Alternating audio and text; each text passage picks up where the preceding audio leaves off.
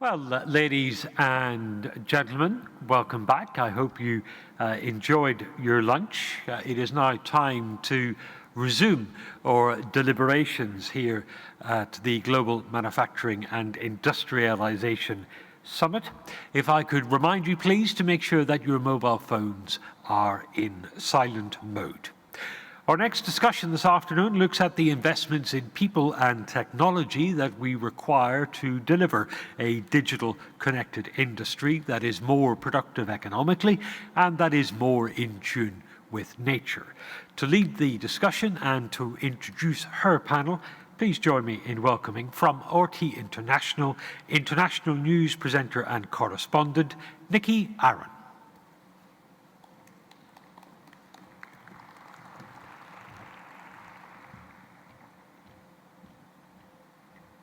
Well, thank you, Declan.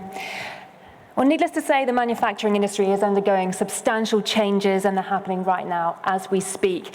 And it's critical right now for manufacturers to keep up with these changes in the industry because they're going to have a huge effect on the future of production around the world. But what are those challenges ahead, and are we moving too fast? Well, hopefully, and I'm sure, a very capable panel who are joining me today will be able to answer those questions for us. So please joining on the stage right now is Bernardo Calzadilla Sarmiento, Director of Department of Trade, Investment and Innovation at United Nations Industrial Development Organization. Please come to the stage. Thank you very much. Marco Dietzi, Chief Executive Officer at Holostem Advanced Therapies. Ricardo Marquez Flores, President of the National Industries Association, and Professor Edward Lorenz, Professor of Economics at the University of Côte d'Azur and attached also to the University of Johannesburg. Thank you all for joining us today. We're very, very, very grateful. Now, why don't we start off with a short introduction from each of you, perhaps define what Industry 4.0 means to you and what it means to you as well. Please. Thank you. No, please. Yeah, thank you so much. Good afternoon. Yes, indeed, we have a number of definitions and a number of understandings of the new industrial revolution or Industry 4.0 or smart manufacturing. I think for me, one key element that is there is the acceleration and the speed in which technology has been changing and the blending of technologies that are happening at the same time.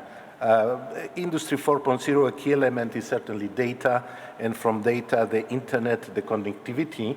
But all this has been happening in a way that has been changing the articulation with other technologies in a very accelerated manner.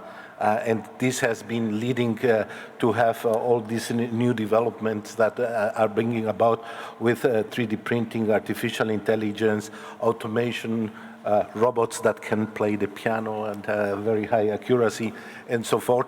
But we try to see it, and I'm coming from UNIDO, the United Nations Industrial Development Organization. We're trying to see it from the side of manufacturing.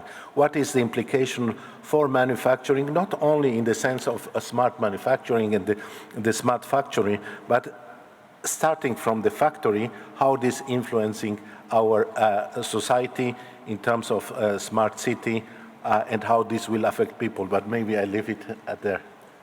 Thank you. Dr. Dietzi. Thank you. It's a pleasure to be here. And I would like to introduce an innovative field that from my side is maybe not too much innovative, the biotech. In this field of Industry 4.0 is something that we are living the revolution. The revolution is ongoing.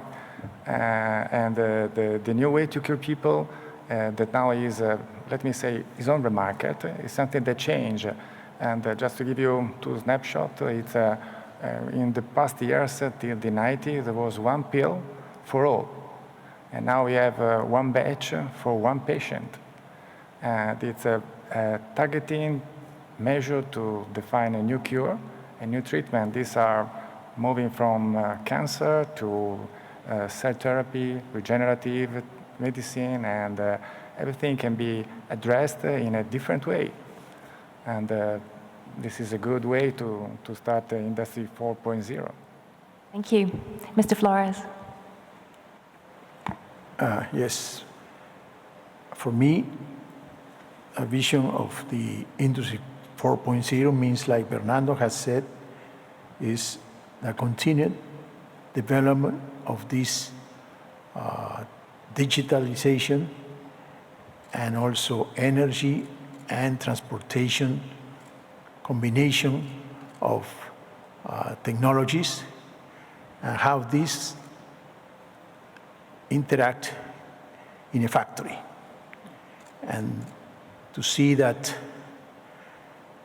this factory has to adapt itself to produce at a better cost and at a better quality, and how we can manage to work in this environment, and of course, how to not only accept this reality, but also to see how long we can work with this, how we get there, because especially in emerging markets, it's not as easy as in developed markets. And this is a big challenge for us. How is the adaptation of a medium-sized company, and how it competes with big corporations? And this is the way we see it.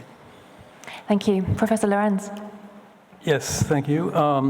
Well, I agree with most of what my colleagues have said. I think it's important to make a distinction between the fourth industrial revolution and Industry 4.0. The fourth IR is, of course, much bigger. It includes the transformation of commerce and a rise of digital enterprises, the transformation of technologies and public services. Smart cities can be included. I think when we talk about 4.0, we're focusing in more specifically on the smart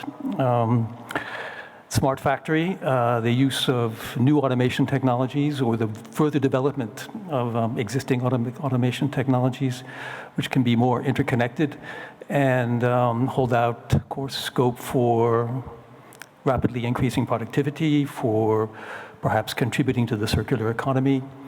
And I think what is perhaps increasingly becoming, as we look at it from as a researcher, it's the increasingly creative ways in which data is being used in combination with these automation technologies. Thank you. Staying with you, Professor Lorenz, in terms of the novel approaches around manufacturing strategies, what are you most excited about right now? Well, I'm working with colleagues in South Africa, and we have a project to look at the impact of these new technologies on employment and skills. So that's the kind of issues that I've been mostly thinking about, and I think this is a very exciting area. There's big questions. Will, for example, the increasing use of robotics lead to lower or destroy jobs? There's a question of employment.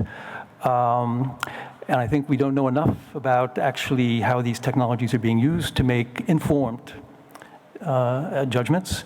There's a lot of, might say, scare stories out there about how something like 40% of all US jobs are at high risk. I don't think this is true. I think as we begin to look at it and study it, we see there may be some job loss in some firms, but there will be productivity growth, and overall the economy, the employment will be stable or may even grow. So I think that's one thing that I'm very interested in. I think it's exciting. Another thing is the skills. We can come back to maybe because you'll be asking us, I think, about skills impacts in a minute. Yeah. Absolutely, absolutely. Lots of things to get through today, including the hurdles and roadblocks that may be ahead for manufacturing in 4.0. Coming back to Mr. Sarmiento, Industry 4.0 has already arrived, as we know. Who's using it, and how are you using it?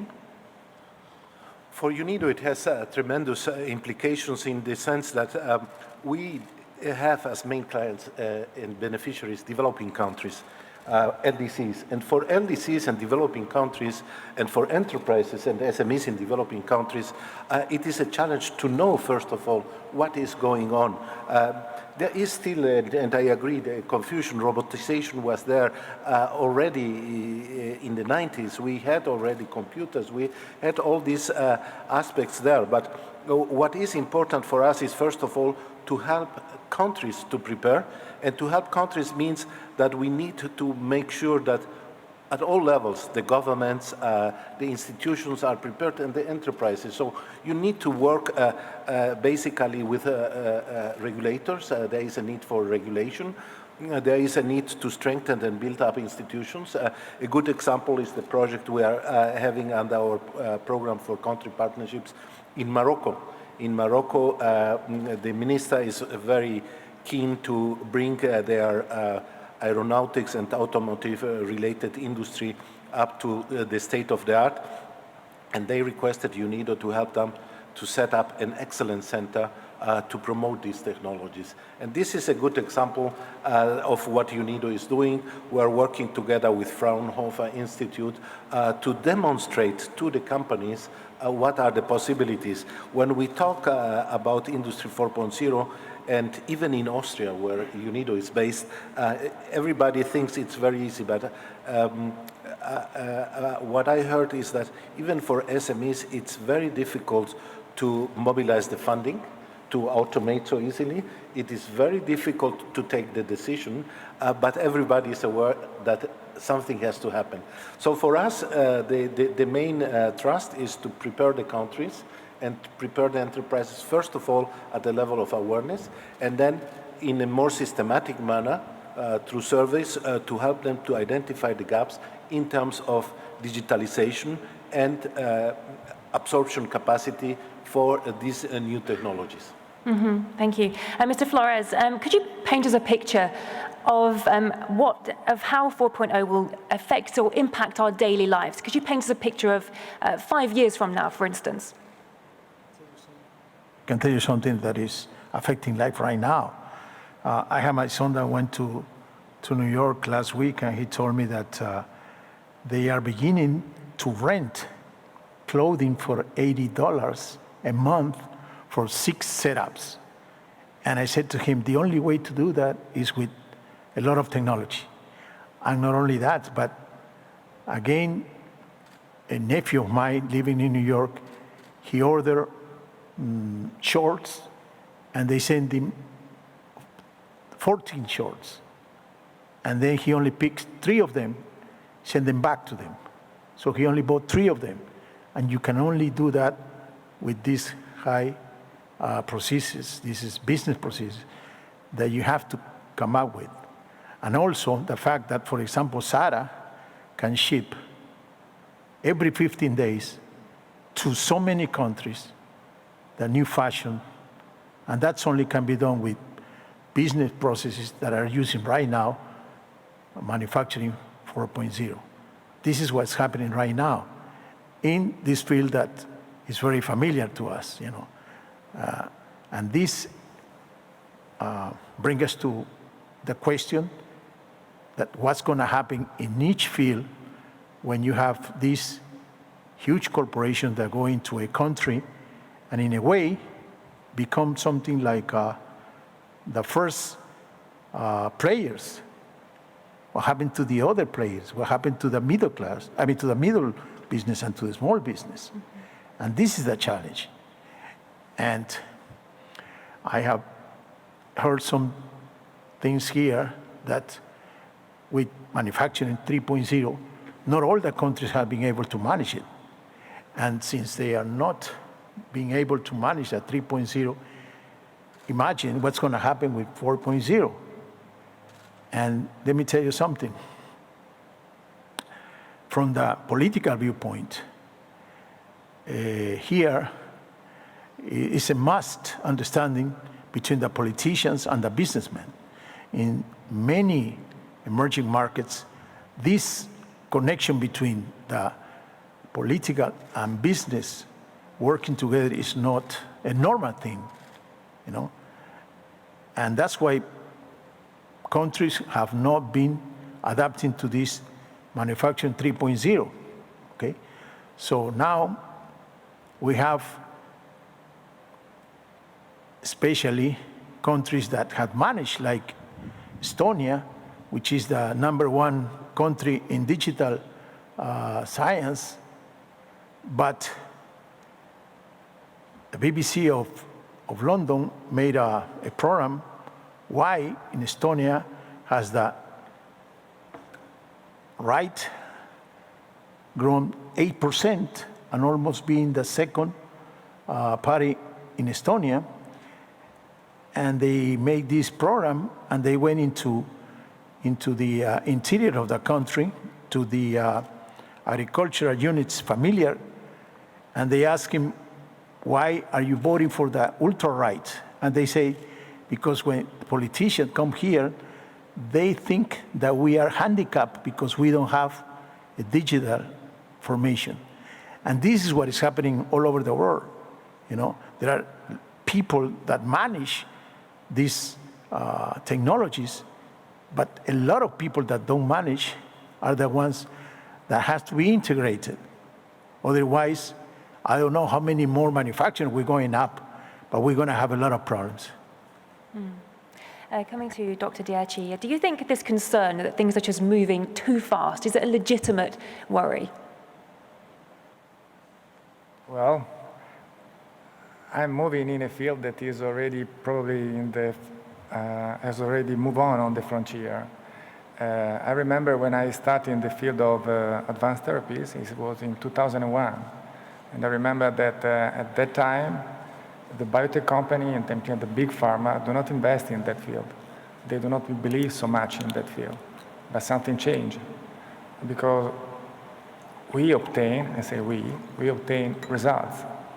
The company that I represent registered the first product in 2015 based on T-cell lymphocyte for the eye regeneration. And after that, or during that, the big company realized that this can be a market because of mainly the health payer. They raised that this is a cure.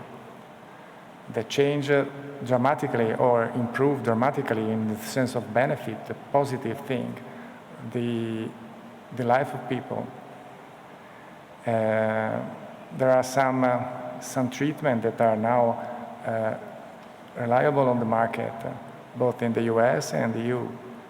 The major technology that can treat cancer, the liquid tumors, the chimeric antigen receptor T lymphocyte, it's something that is now registered, and is now registered from two major big pharma. It's not an advertising for them, but they are now moving in this field. And something that change the quality of life of people. Because, I wanted the last treatment that's been approved in Europe and in the US is for the beta thalassemia. And the beta thalassemia is a rare disease, luckily, but there are thousands of people that suffer this.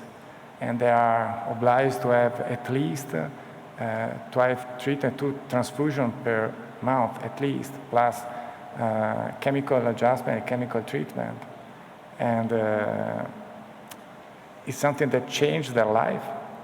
One single shot, one boost, you collect the cell, transduce the cell, and reinfuse the cell. And this is something that, from what I saw in 2001, it changed the implementing the quality of life of people in a huge way. Thank you. Professor Lorenz, I noticed you nodding along while Mr. Flores was talking about some of the struggles of, people not being able to keep up with these advancements. Would you like to add something? Well, I was thinking mainly of the challenges for enterprises, so sort of focusing on manufacturing. It's clear that, the SME population, small, medium-sized enterprise population, will have a lot of difficulty in integrating and adopting some of the more advanced technologies that will be more extensively used in large companies. Take robotics. I mean, we know that industrial robots are primarily being adopted in a few industries that produce in large volumes, automobiles, electrical appliances, electrical equipment. And it tends to be the larger firms because the fixed costs in terms of, well, we see medium-sized robots here, but of course the larger industrial robots can be much bigger than that. They tend to operate behind cages. They could be part of assembly line systems that, say, in the auto industry could take as much as 2 years to set up, and huge investments. So these are sort of out of the range of small companies. So I think that's a big challenge because SMEs are the majority of enterprises, even if they aren't necessarily the majority of employment. And especially in say, Sub-Saharan Africa, this is a large majority of companies that are small.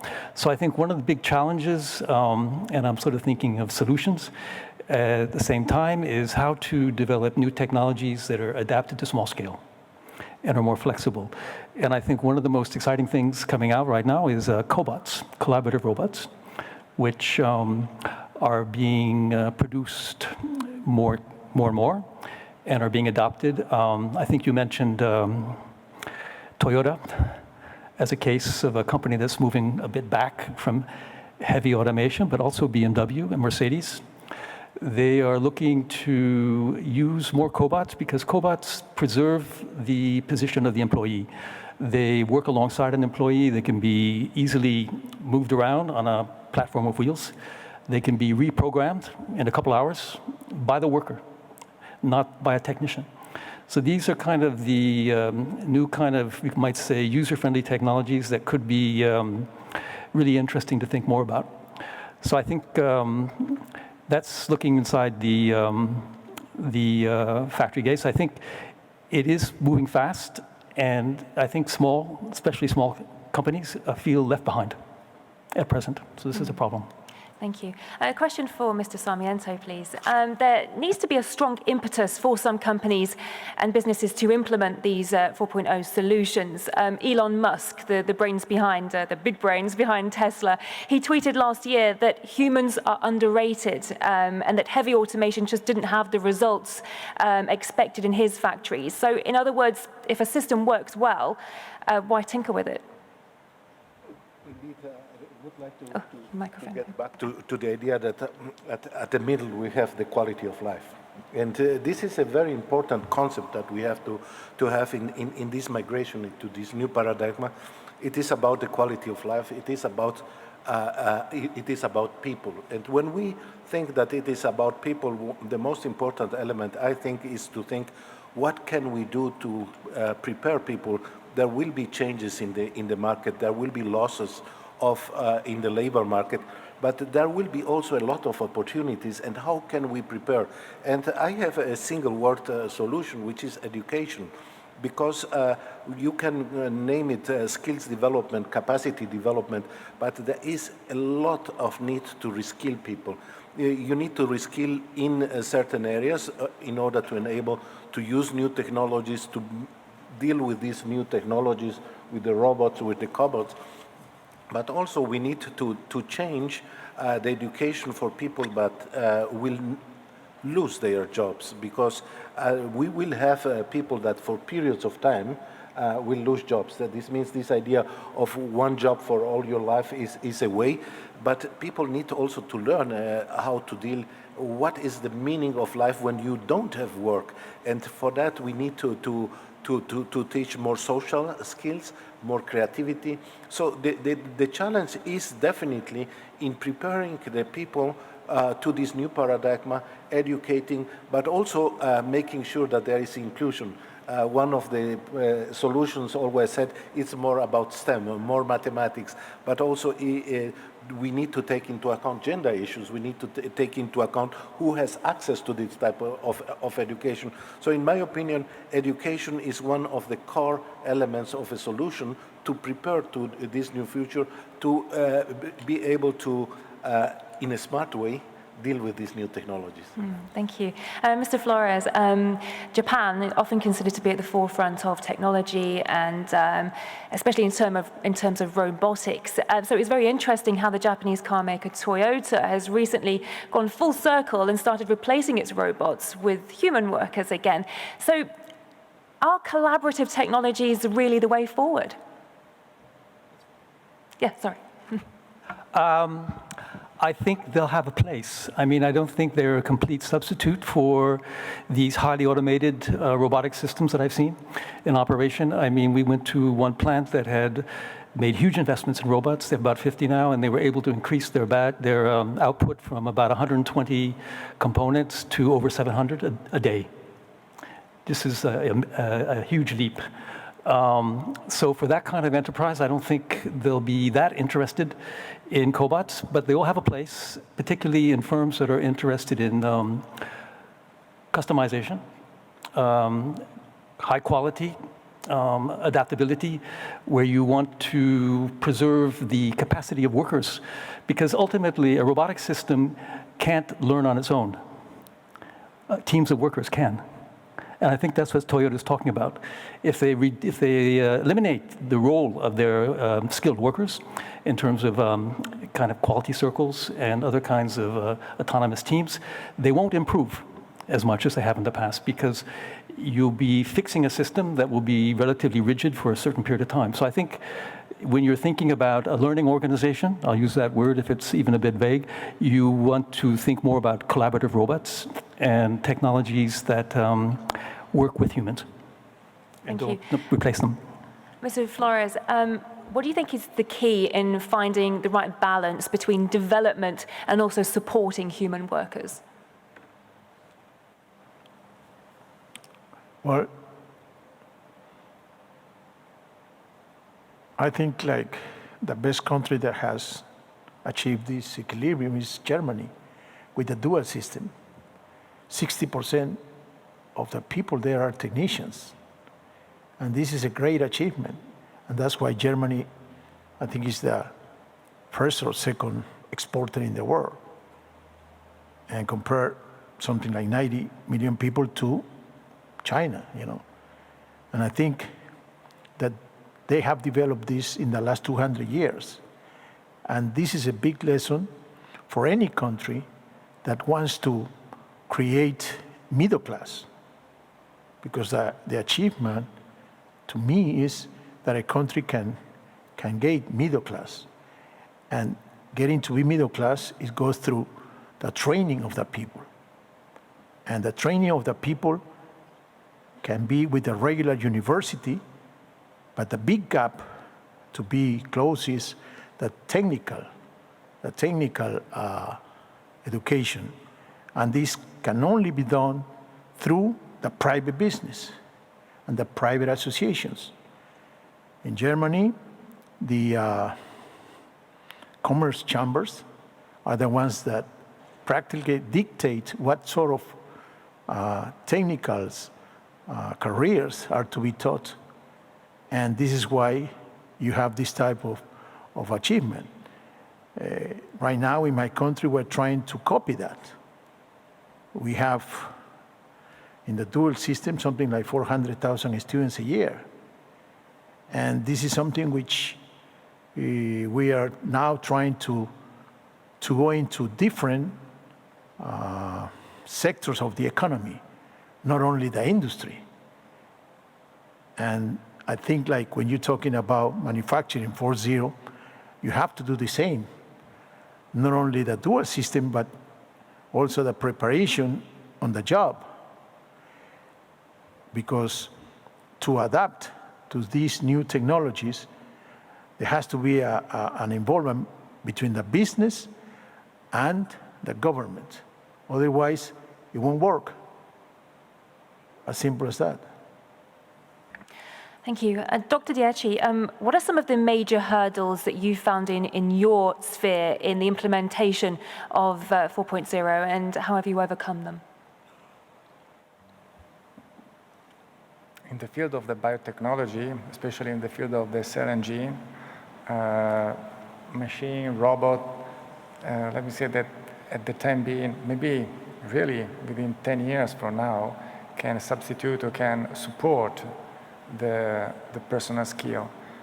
The company that I work for is mainly the 60%, 70% is has a degree and a PhD, and they manage the cell under a hood. So it's difficult to substitute with such a robot this activity. But probably, maybe I'm too old to give you an answer. I'm too ancient for this philosophy. Maybe my kids, my guys, could have the answer. But for the time being, a big breach in the wall has been done because of this treatment cure people. So this was the major issue. I saw much more economical level, that economical support that can be done from private. Well, the company that I represent is, let me say, half and half. 60% is a private company, and the 40% is to a professor and a university. But it's the only example in Italy that we have of such an experiment. It works. Now we have 10 years live, and it works. But it's unusual in Italy, such a collaboration. And this works because we have the university that support us, let me say, producing a high level of technician, a very high level of technician. And this can support in the production activities and in the development and in the research, basic research. Moreover, some academic institution raise some development activities that are moving to industrialization, make automatic process, automate some part of the process. In the future, this is something that, honestly, we will see. Thank you. Mr. Sarmiento, would you agree that one of the major challenges of Industry 4.0 is executives and companies failing to find an obvious entry point? One important element to be able to agree for that is that there is a different understanding of what is 4.0 and this broader for industrial revolution. I don't live 20 years already in Latin America, but I try to follow what's going on in Latin America. And I was reading the literature, and in the literature, everything they are talking about is digitalization. And when you read about digitalization, they move immediately to ICT infrastructure. They talk about 5G. I have seen a survey from the University of Sao Paulo to see whether companies are prepared. When you analyze the survey, most of the questions relate to this digital dimension and not to the capability to absorb other technologies. Having said that, I must agree that for most of developing countries and the LDCs, a major barrier is the lack of infrastructure. Countries just do not have the infrastructure. You need to have a minimum of infrastructure, IT infrastructure, in order to enable this interconnectivity and this pace of exchange of information.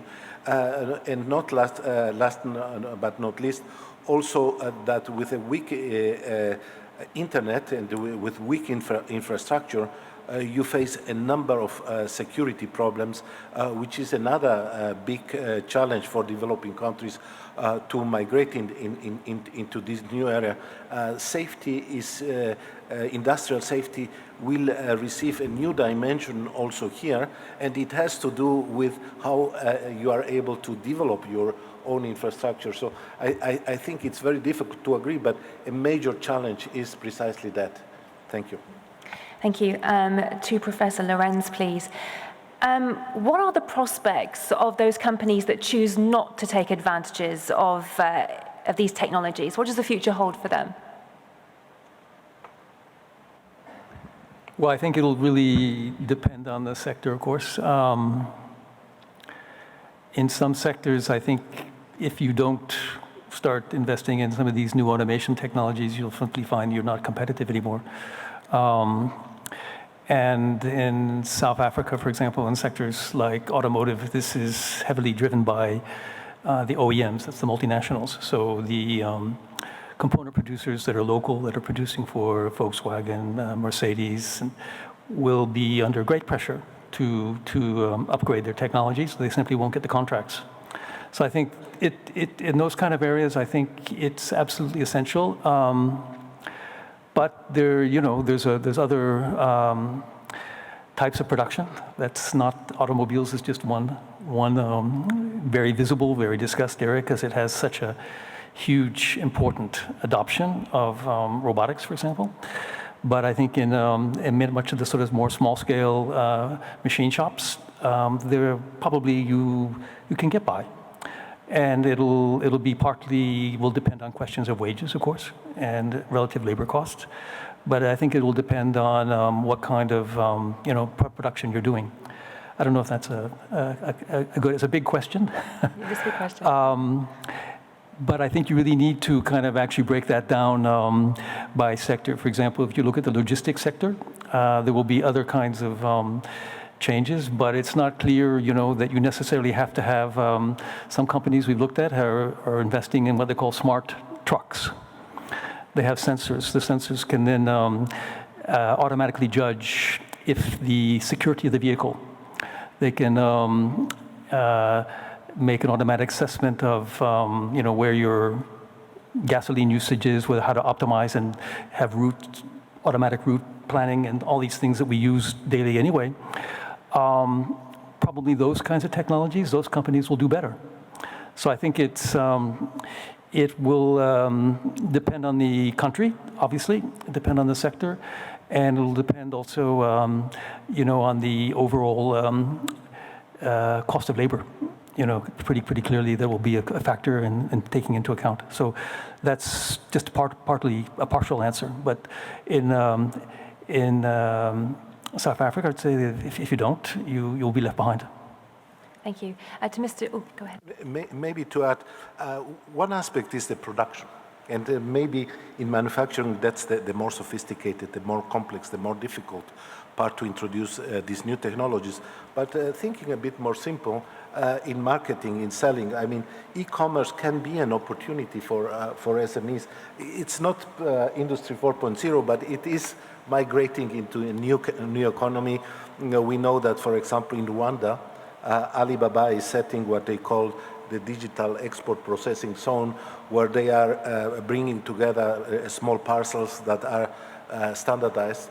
The view is that you will not need in the future any container anymore, because the new standard is a size of parcels that can be handled by a robot, and the dissemination, this means the marketing, will happen like that. And small companies, even from rural areas, are able to send their produce to this center. So there are other dimensions also that are happening that are not a strict sense Industry 4.0. They not relate to this full automation vision in the companies, but it is this change of technologies and change of life. What you were mentioning, we have the sharing economy, and many things are changing in this sense. Mr. Flores, as President Putin alluded to in his keynote speech yesterday, sustainable development is a luxury of developed countries, developed regions. So how can we create a balance between sustainable manufacturing, ethical manufacturing, that's also appropriate for countries who are not at the same level when it comes to the Industrial Revolution? Could you repeat the question, please? The last part. The question is, as we have these regions and nations storming ahead with manufacturing 4.0, there are countries, there are regions that are being left behind. How can we create a system that's balanced for everybody? Okay. Well, the obvious answer is to increase that catching up, in terms of education, but more than that, it is that countries have to choose sometimes which sectors they can give a priority. For example, right now, here in Russia, I see that they don't want to depend on the oil and gas, and they are getting into machinery for mining, and they are putting a lot of efforts into this sector, developing technologies in machines for mining. And this is something which countries have, in a way, to give a priority to what they can do best. In my country, we have the mining sector, we have the agribusiness sector, and we're going to have another priorities like the forestal and all the agriculture. And so we can develop these sectors prior to another ones, because this is the way many countries can do to do this catching up, because you can't do a transversal prioritization, you just can't do it. So I think this is something that I can see, and especially also in the Arab countries, that the Arab countries now do not depend on the oil industry, but in some other industry that they have developed. And also, I learned here that, for example, they gone into the energy creation through renewables. And to me, that is a very interesting and very intelligent way to go into, give a priority to another sectors which can really give your people more than just depending on oil in this case, Thank you. Professor Lorenz, I understand you work a lot with developing economies like Africa, for instance. How can we ensure that manufacturing has a lasting positive impact on all countries, and what do governments need to prioritize in order to make this happen? Well, if I had the answer. No, I think what my colleague was just saying is a lot of the way to address this question. That is to say, you can't expect the majority of countries in sub-Saharan Africa to be entering into global value chains in auto and electrical equipment and be competitive, because they don't have the manufacturing base at present to even come in at a low value-added level. So I think I think, like you were saying, that you have to think about other industries. Agro-industry, widely defined to include all industries that make use of natural resources. It would be an area where many countries would be well placed, because, first of all, these are not areas where global value chains are heavily developed. They're not trade concentrated in the same way that some of the manufacturing sectors are. There's much more scope for local development and for building on local regional value chains, particularly with the growing urban populations. There is a big scope for developing agro-processing industries, I think, that will feed the growing urban populations and their increasing demand for more sophisticated products. So I think if you look at these sectors, you can see a way for manufacturing to develop in countries that have now very weak, relatively small manufacturing sectors. But obviously, I don't think we want to sort of say everybody should be moving into aerospace or automobile sectors, because this is just not realistic. So I think that kind of specialization story has much more appeal as a potential way to go forward than just speaking about industry in general. Thank you. Dr. Dieci, cell and gene therapy, it's probably one of the most exciting and highly anticipated areas of industry. And what's driving this change? And is the excitement warranted? Is it this revolution that we're told it is? I think that we are already in the frontier. There are some issues that, let me say, are more related to give the opportunity to this field to continue, and they are more business oriented. Now we have the proof that this product work well, and we have to manage with the national countries the payment system.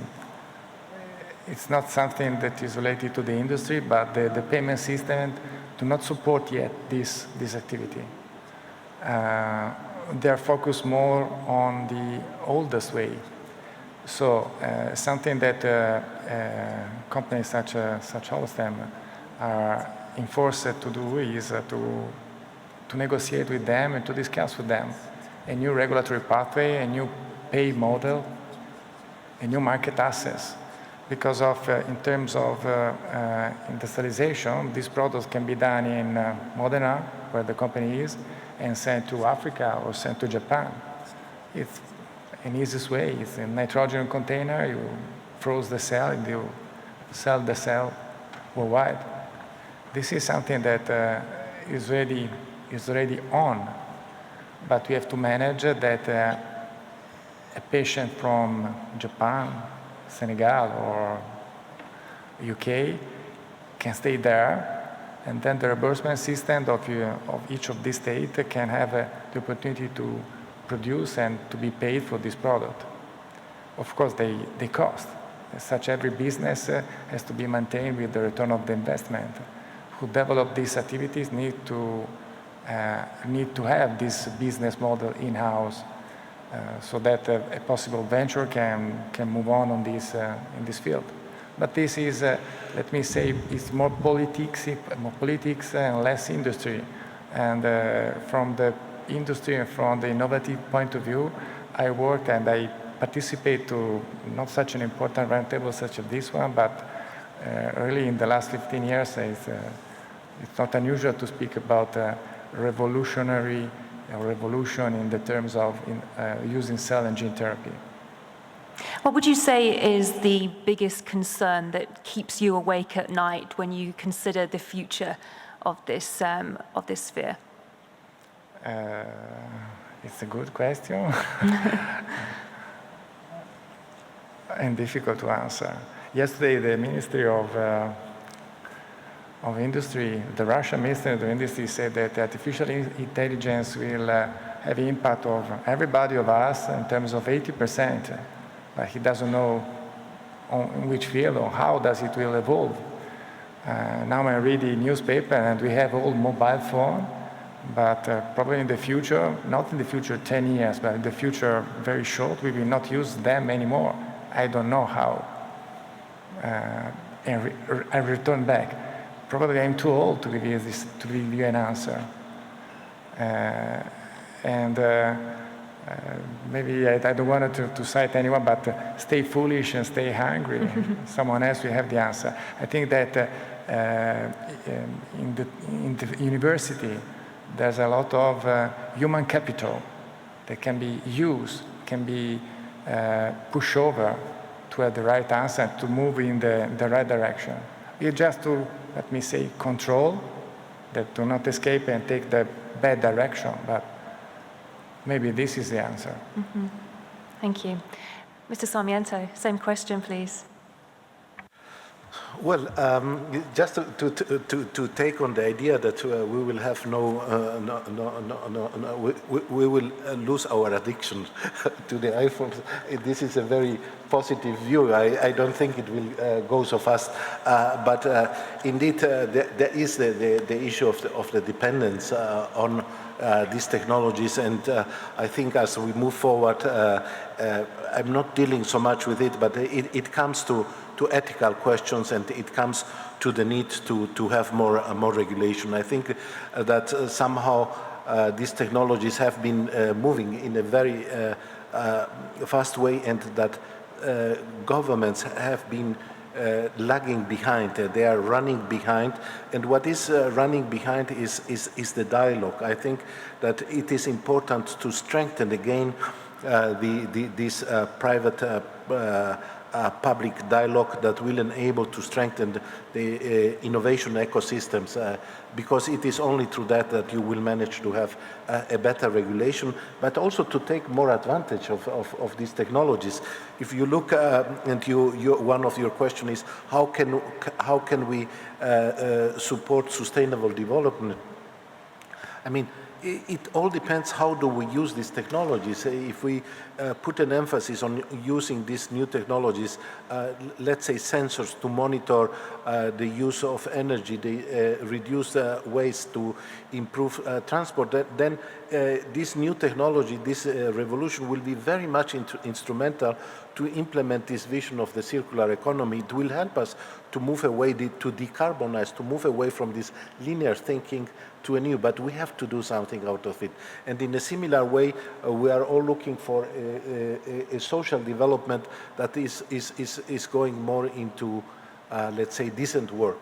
And again, we touch on something that links to the ethics because it is about the social responsibility of enterprises. So when we look at the questions, is that we need to reinforce again the values. It's about getting back to values, and it was mentioned before, these are tools and we need to use them as tools, but we cannot use them only as tools for productivity, for linear growth. We need to use these tools for growth with inclusive and sustainable development. Thank you. Over to Professor Lorenz now. In terms of policy, which regions are adapting best to what is needed right now?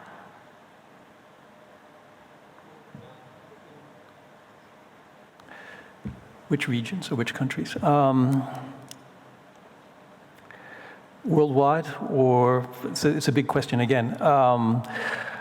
And I think we need to distinguish between developing countries and the developing world, where there's large differences in terms of capabilities and the challenges. I think within Europe, I mean, Germany, Scandinavian countries are very, been very successful on in terms of developing new automation technologies. Not perhaps always the same ones. For example, the cobots are basically the biggest producer is a Danish company in the south of Denmark, in a cluster of automation technology companies, and it's very successful. When we look at Africa, I think we need to then, there's a few countries that maybe stand out. I would say Rwanda, which has a very forward-looking policy on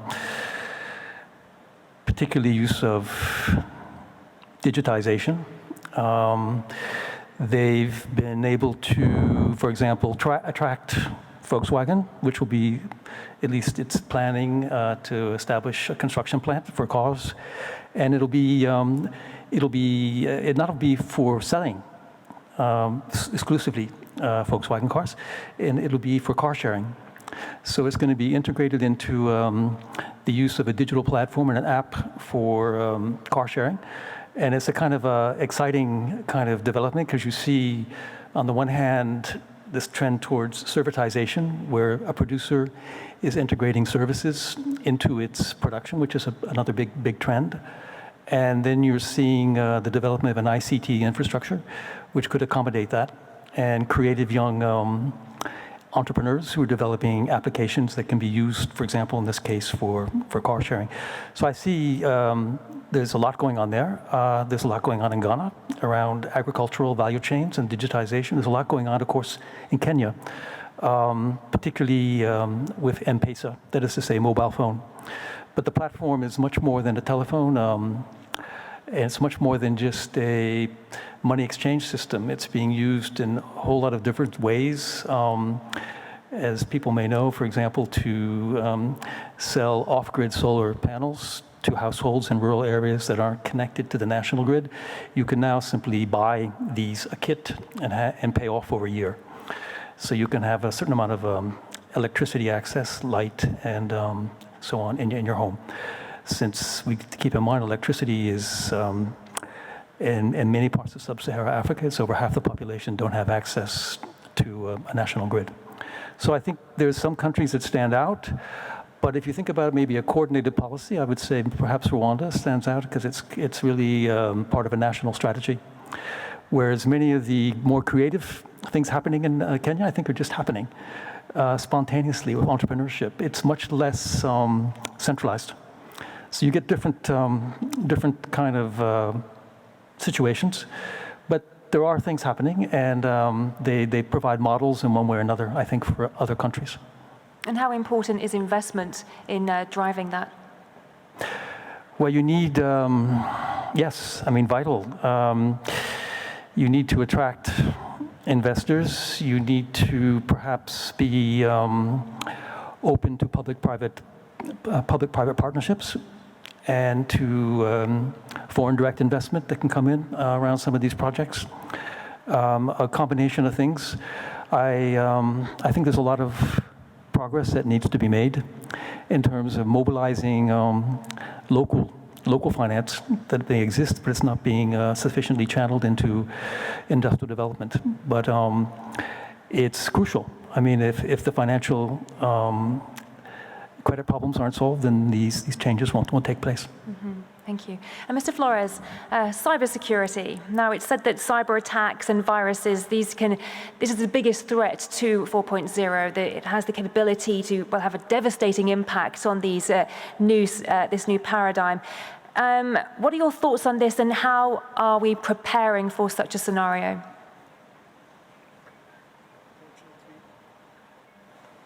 Unfortunately, well-developed countries have the technology to do this. And even though they have the technology, you have seen what has happened in the US elections, Still, there are some leaks over there. And when I say this is like in developing countries, this is something that is just beginning to happen, And of course, it's not only a problem of governments, it's also a problem for companies. And especially in Latin America, we have a lot of work to do in this direction, the cybersecurity, because with these new technologies and with these new AE developments, we need to have a proper cybersecurity. And of course, in a sense, it is the government that has to have the lead, because sometimes the private business is not much interested because there is not a big market, you see? And this is going to go into the companies little by little. It is not going to go like it should be, So I think, for me, it is the government that has to have an initiative to work into this in developing countries. Indeed. Dr. Dieci, is cybersecurity something that concerns you at Holliston? Yes, totally yes. We have companies such as Holliston has a sort of register of patient, and this has to be protected. So we have an internal IT that manages this, and for such a field, I think that there will be a sort of worldwide register that can give you the opportunity to target the cure to the right person, to the right place, in the right country.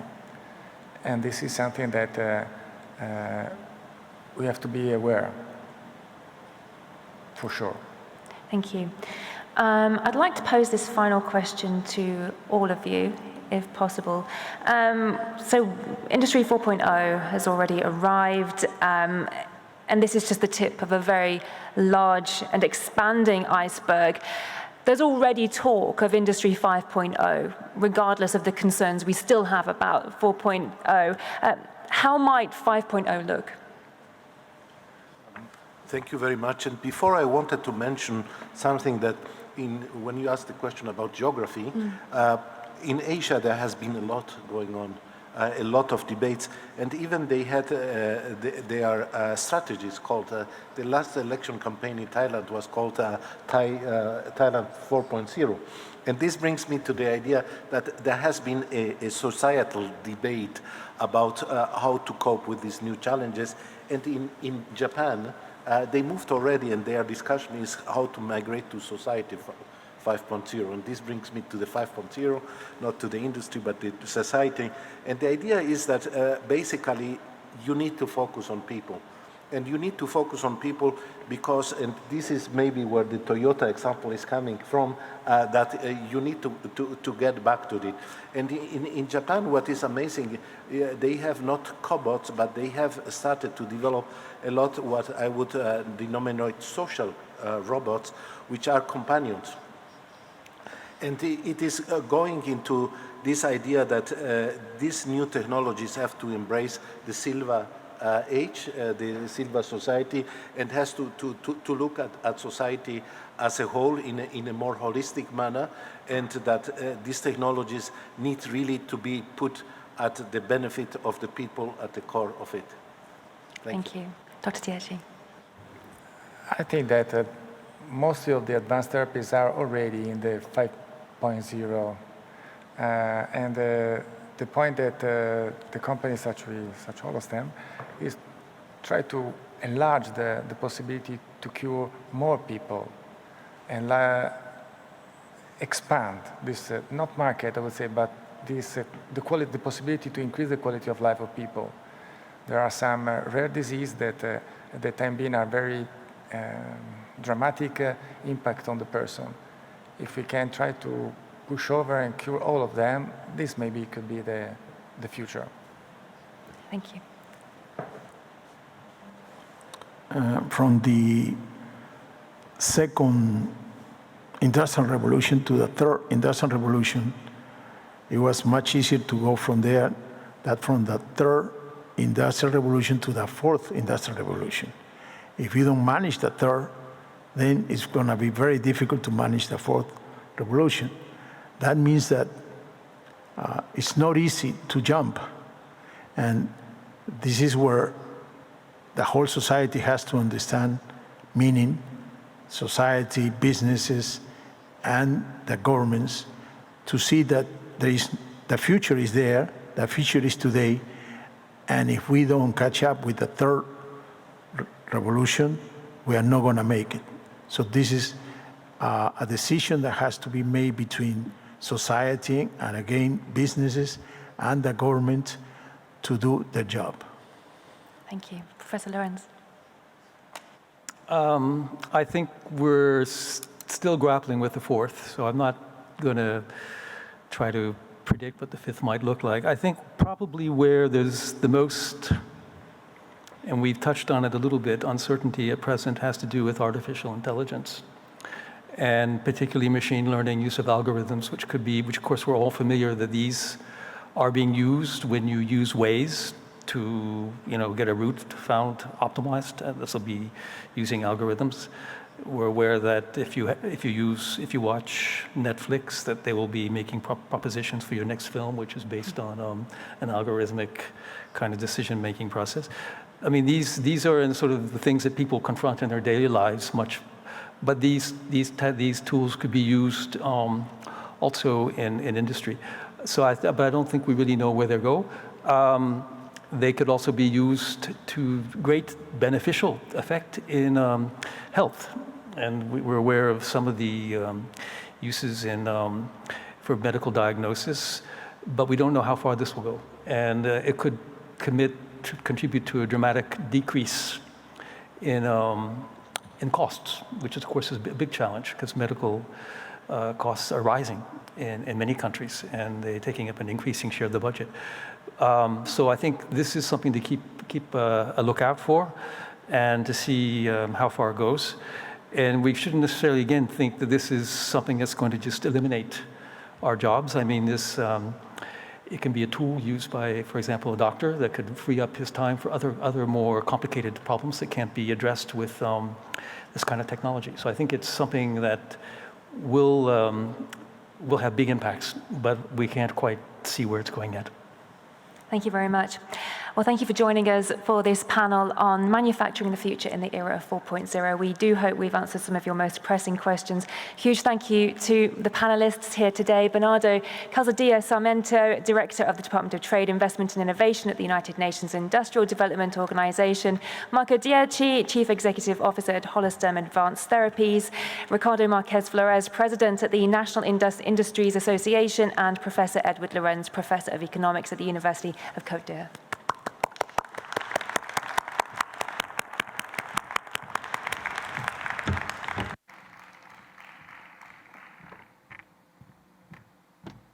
And Nikki Aaron, thank you so much for your splendid moderation and comparing of that discussion. A round of applause for Nikki, please, and for her panel as they all depart from the stage so that they vacate the seats that our next panelists will now be able to occupy.